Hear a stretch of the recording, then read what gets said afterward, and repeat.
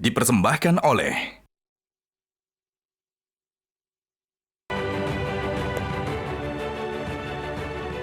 Selamat malam para pemirsa, ketemu lagi di Hot Room dengan saya, Hotman Paris.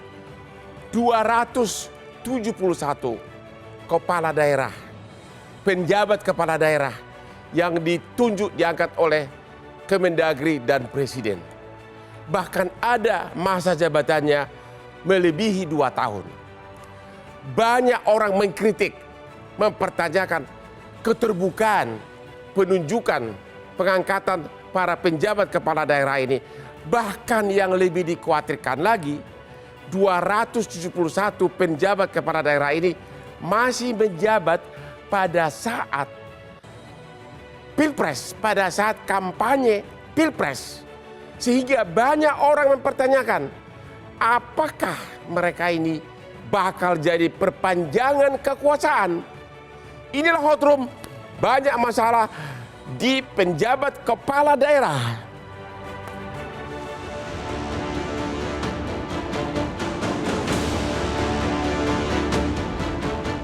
Penunjukan kepala daerah masih saja menimbulkan pro kontra di tengah masyarakat.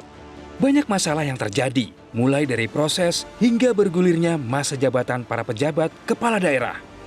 Beberapa kepala daerah dianggap tidak cakap dalam memimpin daerahnya. Kemendagri pun menjadi sasaran kritik karena dianggap tidak transparan dalam proses pemilihan para pejabat. Atas pemilihan dengan masa internal inilah, beberapa pihak mengkritik penunjukan pejabat gubernur, wali kota, dan bupati saat ini karena dianggap syarat akan kepentingan politik, sehingga dikhawatirkan akan mencederai nilai demokrasi. Belum lagi panjangnya masa jabatan para pejabat yang berpotensi memegang jabatannya selama kurang lebih 2 tahun lamanya, rentan dieksploitasi demi kepentingan politik menjelang pemilu dan pilkada serentak 2024.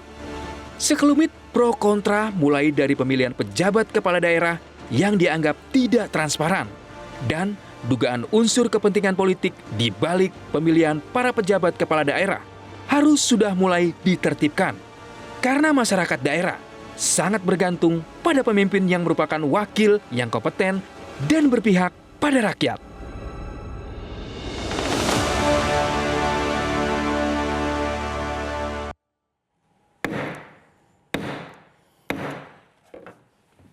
Hotman tidak pernah lupa untuk mengingatkan kepada pemirsa, kenapa Hotman selalu menang berdebat? Karena kopi luwak white coffee, kesukaan Hotman, membuat saraf saya itu langsung jos. White coffee, kopi luwak, the best. Oke. Kami sudah mengundang Kemendagri dan juga dari KSP, tapi berhalangan hadir dalam debat yang sangat top ini. Pak Kurnia Ramadana dari ICW, apa masalah atau kekhawatiran atau kritik Anda dalam penunjukan penjabat kepala daerah ini? Dan katanya juga ICW telah mengajukan gugatan ke KIP. Silakan. Ya, pada tahun 2022, Bang Hotman, ketika ramai pemberitaan mengenai penjabat, kami meminta informasi kepada Kementerian Dalam Negeri berkaitan dengan seluk-beluk dokumentasi bagaimana profil para penjabat ini, lalu bagaimana mekanismenya. Tepatnya pada tanggal 22 Agustus 2022, selang beberapa bulan kemudian, kami awalnya berprasangka baik. Kementerian Dalam Negeri akan memberikan informasi itu. Namun beberapa bulan kami tunggu, ternyata tidak kunjung datang surat dari Kementerian Dalam Negeri yang memberikan tentang informasi yang kami minta.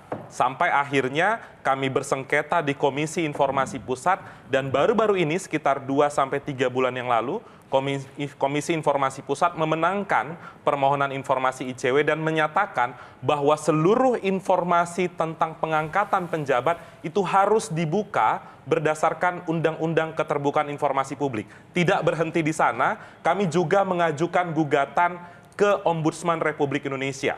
Karena kami beranggapan dasar hukum pengangkatan penjabat ini bermasalah. Berdasarkan putusan Mahkamah Konstitusi, dalam bayangan kami, berdasarkan banyak ahli mengatakan harus dibentuk peraturan pemerintah. Namun sampai detik ini tidak ada peraturan pemerintahnya. Sampai akhirnya Bang Hotman, Ombudsman menyatakan tindakan Kementerian Dalam Negeri dinyatakan maladministrasi. Jadi dua hal itu sampai detik ini belum ada penyelesaiannya.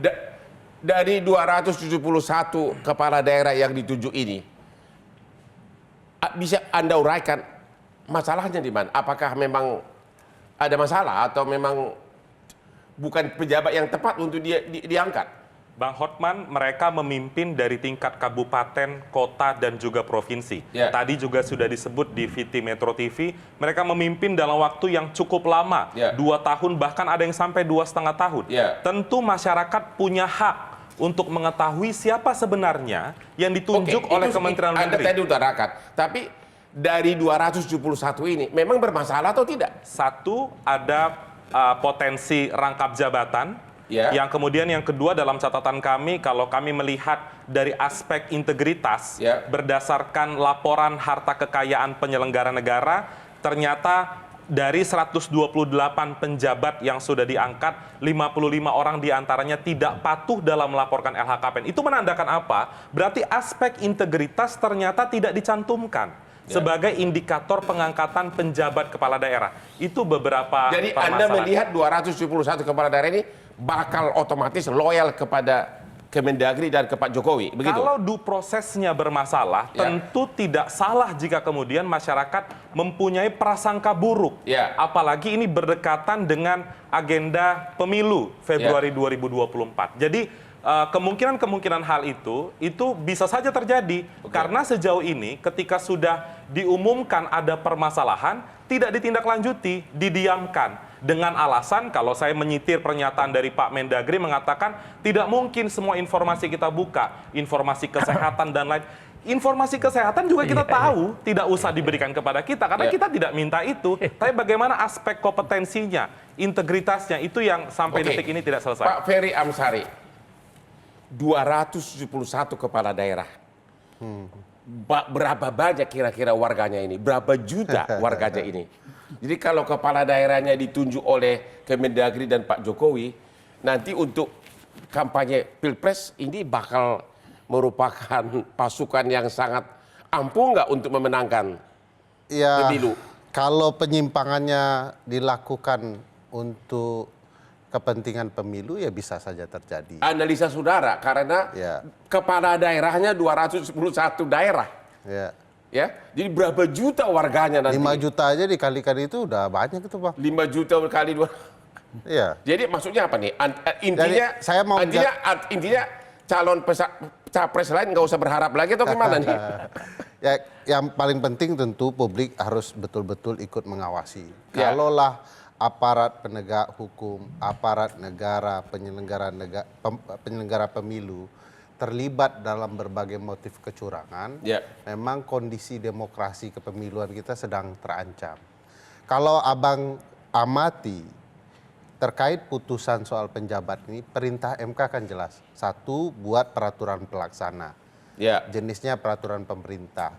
Agar kemudian seluruh proses itu betul-betul fairness. Itu tidak dilakukan. Oleh siapa? Oleh Kementerian Dalam Negeri. Jadi yang membangkang siapa? Kementerian Dalam Negeri kan harus mengusulkan pembentukan peraturan pemerintah kepada Presiden.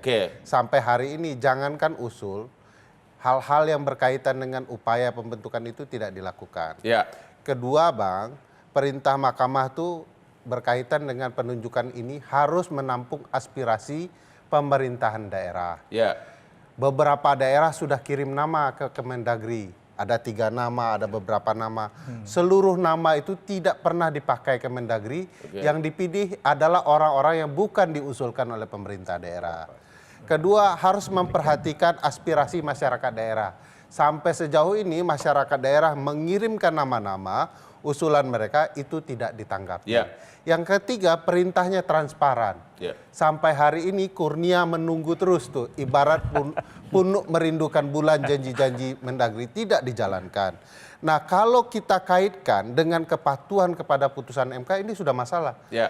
Dalam ilmu administrasi negara, terutama Undang-Undang 30 2014, Undang-Undang Administrasi Pemerintahan, kalau tidak menjalankan perintah dari pengadilan itu dikategorikan sebagai perbuatan sewenang-wenang.